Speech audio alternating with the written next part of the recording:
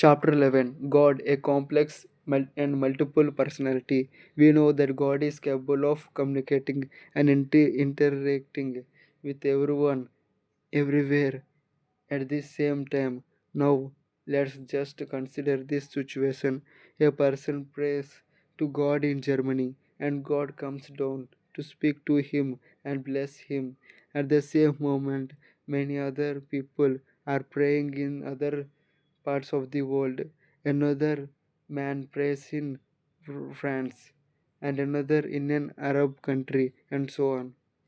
At the same moment, God speaks in German to one person and in French to another person, while comforting another one in Arabic. In the same way, God speaks to the thousands of thousands upon thousands of people at the same time, each one in his or her own language. How many languages should God have to interact in that manner? Not only innumerable languages, he should be having innumerable minds too, because he has to respond to each one differently. For example, let us suppose that a person praying is living in sin. God has to show him his sin, rebuke, chasten, and put him on the right track again. God has to display little righteous anger before his erring child. At the same time, another person in his great grief, having lost a loved one, or is experiencing some other kind of loss, God cannot and will not exhibit his anger before his mourning child. God becomes tender as a nursing mother and consoles that grieving person.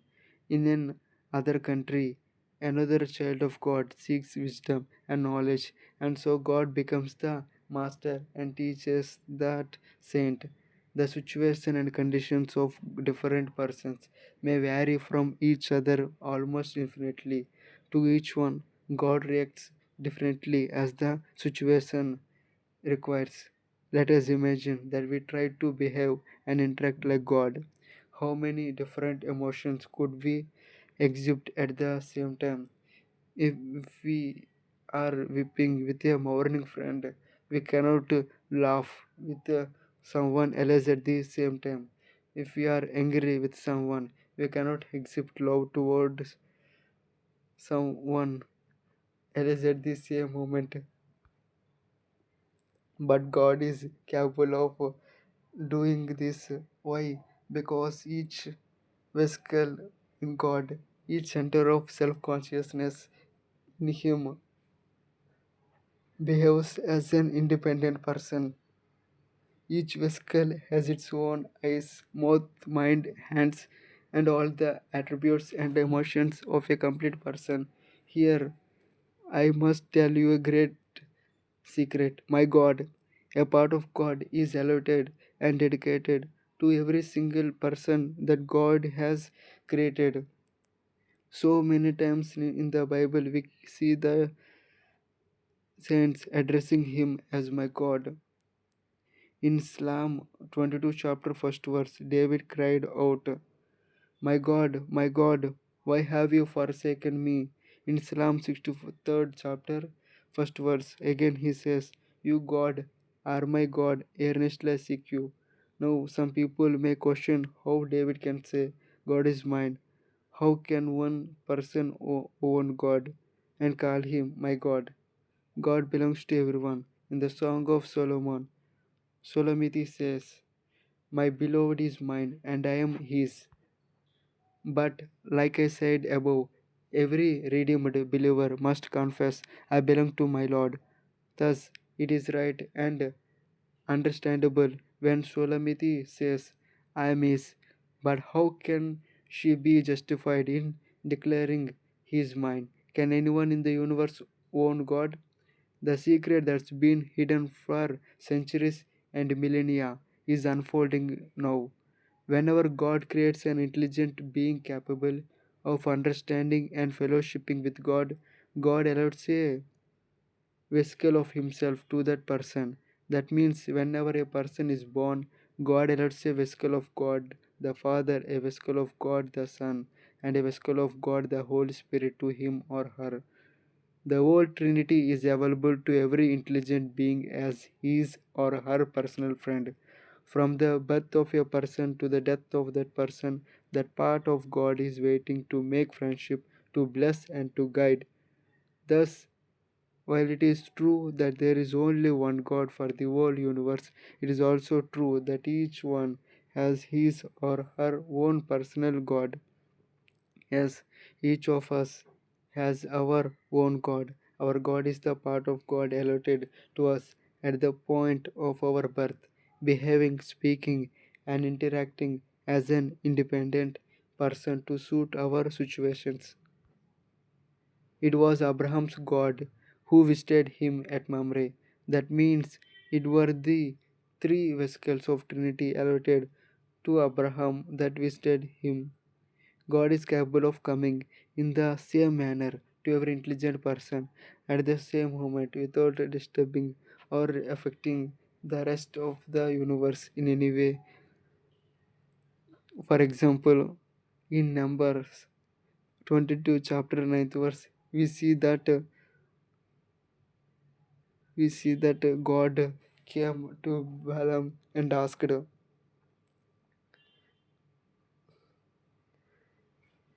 "Who are these men with you?" The total number of the centers of self consciousness in God is greater than the number of all the intelligent creatures in all the worlds of the universe. One part of God is allotted to every intelligent person, and yet infinitely more vesicles are resident in the unapproachable light, unseen and unknown to the entire creation. That is the glorious God we believe, worship, and proclaim. This is why this God is addressed in the very beginning of the Bible as Elohim. Elohim, the all-wise God, has chosen to write the Bible in Hebrew and Greek. Though there were many other great languages like Sanskrit and Latin. There are many reasons for this, but one reason is that Hebrew, with its unique vocabulary and grammar, is the most convenient language for expressing the divine truth to human minds that otherwise is impossible. We know the first verse of the Bible reads, "In the beginning, God created the heavens and the earth." The word for God in the Hebrew Bible is Elohim. So, that verse must be read, "In the beginning, Elohim created the heavens and the earth." This word Elohim is a special word. It is a singular number word with plurality implied. In Hebrew, any word ending with I am is a plural number. Let me clarify a few other Hebrew words. First, E I in Hebrew means God. Bethel means the house of God. Daniel means God is my judge. Penuel means the face of God. Ezekiel means God is my strength. Michael, the name of archangel, is actually a question: who is like God? Now I would like to clarify the singular and plural meanings in Hebrew. El means God, and Elohim is the plural form of El. Thus, Elohim means God, Raphaim or Nephilim means giants. Cherub is singular and cherubim is its plural form. Cherubim and seraphim means many cherubs and seraphs. Just as cherubim means cherubs, Elohim means God. So Genesis first chapter first verse should be read. In the beginning God created the heavens and the earth. But we know that the Bible does not promote the belief in many gods polytheism. In fact, the Bible strongly condemns polytheism. It emphatically declares there is one God. So we have come to another seeming contradiction in the Bible. The Bible establishes the truth that there is only one God in the clearest possible terms. At the word Elohim, which means gods, is used in the very opening of the Bible. Is the Bible contradicting itself? Not at all. The word Elohim is not The word Elohim is not exactly a word that expresses a plural number. I said earlier it is singular. number word with an implied plural number. Elohim is a word expressing a singular number only, but with many entities involved in it.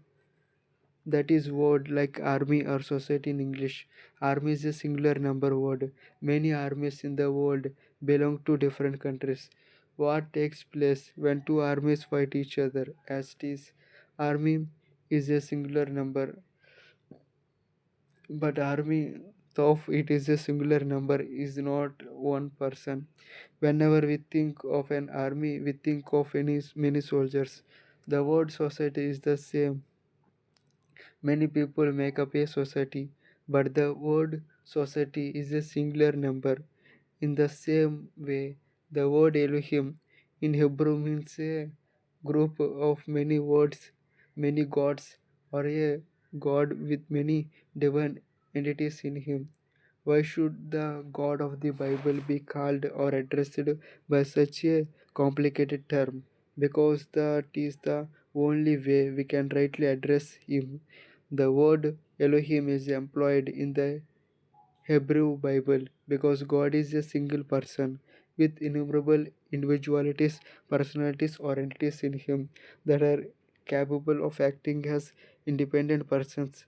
None of these innumerable entities in God ever contradict each other, oppose each other, or are at odds with each other as far as their basic nature, essential character, and ultimate purposes are concerned. This perfect harmony within the Godhead is a picture of all segments and vesicles in each segment of the orange containing the same juice.